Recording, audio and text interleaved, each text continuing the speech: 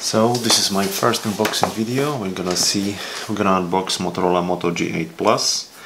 I just received from Amazon. It's a very nice box and it's very nice to touch. I just have to open it.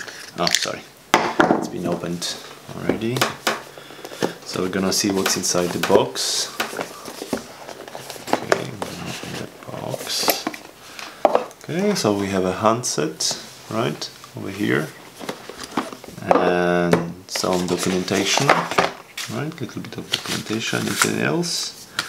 Oh, that's a SIM card remover over here, right? Right. So okay, and we have a power adapter. It's very nice. It says turbo power.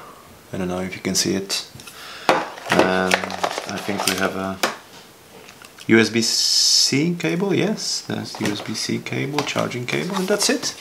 That's everything that's in the box. And it comes with a very nice case, very nice to touch. And I'm gonna turn it on.